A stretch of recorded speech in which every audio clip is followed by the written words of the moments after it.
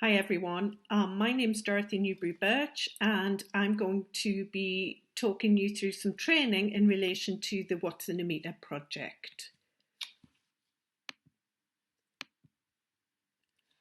So what we're going to be talking about today is the basics of systematic reviewing and for you to understand what a systematic review is.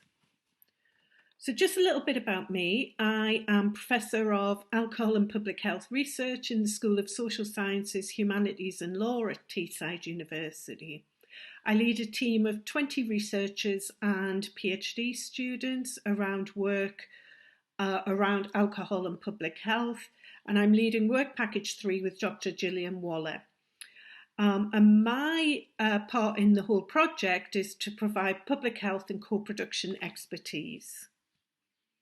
So the learning outcomes for today are for us to understand why a systematic review is important, to understand the history of doing systematic reviewing, and to understand what you can do a systematic review on. So here we can see that I have been involved in a number of systematic reviews, a lot of them based on quantitative measures and some of them based on qualitative measures.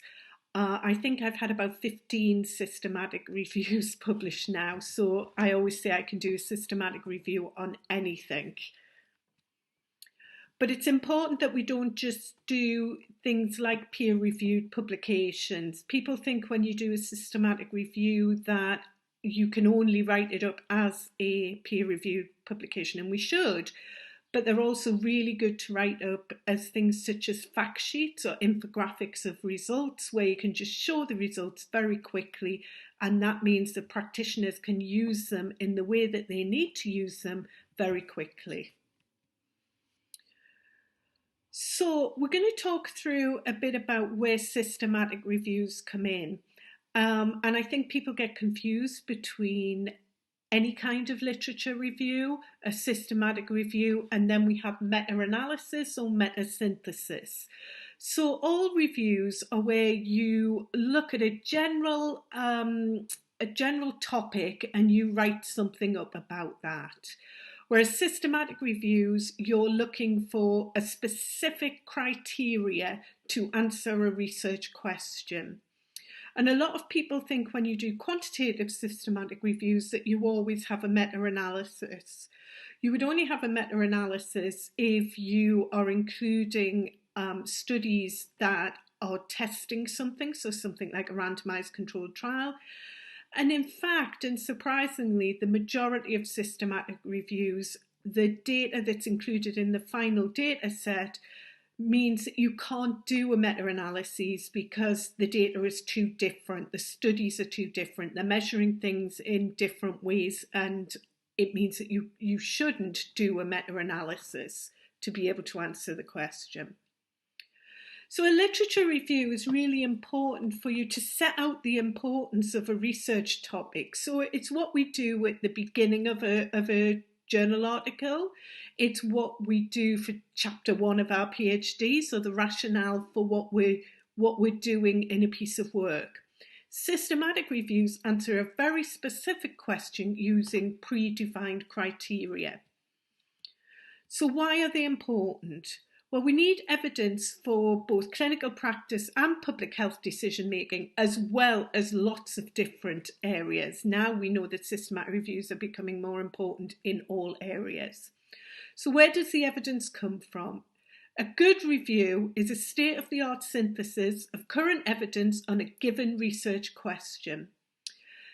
What we know in terms of the medical field is that time is scarce, and this is the same for all practitioners.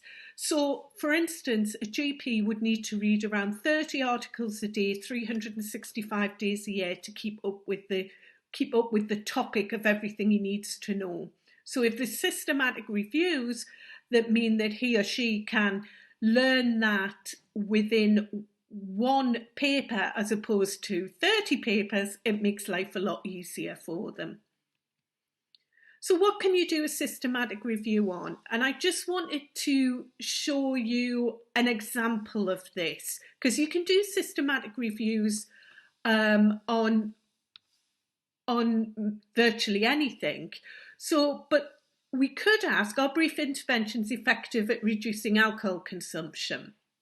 So for that, to ensure that we're looking at effectiveness, we need to include studies that have control groups. So we can look to see, does something work or not work? A lot of people now are doing things about why things do and don't work. So we often call these barriers and facilitators to something. These primarily include qualitative primary studies that look at these. So it could be, why aren't GPs doing brief interventions or anything else? You can look at this through a qualitative perspective. And how many people need a brief intervention? Because we haven't talked about that. We've got why they don't work or why they do work. Are they effective? But you can also do a systematic review that looks at prevalence data in order to answer a question about what the need is. So there's a lot of different questions you can answer, and it's really important that you think about what your research question is. So why should you do one? Well, the good thing is you don't have to be an expert to do one. The more objective, the less prone to bias and error. I mean, if I wrote something about my topic area, I know all about my papers, but I don't necessarily know about other ones. Your literature search is comprehensive, exhaustive, and repeatable, and that's really important. You give a clear description of the methods used and explicit criteria for why you're choosing studies or not choosing studies. It includes assessment and discussion of the quality of the primary studies involved, so how good were they? And it avoids vote counting, because what you could do is you could say, well, I've got 20 studies here, 15 say yes it works, 5 say it doesn't. But they could be very small studies, and when you put them all together, you're getting a different story. And it's very important that readers can replicate or verify the review. It's a great way of getting into the literature in an area, a fantastic way of getting an early publication in an area you want to research, and that's primarily because no ethical approval is needed. And it's a great way of becoming a world authority on an albeit very limited aspect of practice. What we know is that systematic reviews and meta-analysis have grown exponentially over the last, since the 80s. And I did my PhD in 2000, I got my PhD, and I couldn't have done a systematic review. And the reason for that is the internet. The internet gives us the ability to search for papers in a way that we couldn't do before that. So it might have taken you 2 years to go through all the relevant journals to find papers that answered the question. But now we can do that in a couple of days by searching search engines in order to answer it. So it's a great help to us. So I've put some further reading up here. It's always good to look at Prospero. They're a good place for looking to see what systematic reviews are already going on. And you can look to see if anybody else is doing something that you're wanting to do. The CRD guidelines, which are on the right here, are free, and you can get them online, and they're really good to show you the way through doing a systematic review. So in terms of the next session, we're going to be talking about the basics of conducting a systematic review. Thank you very much.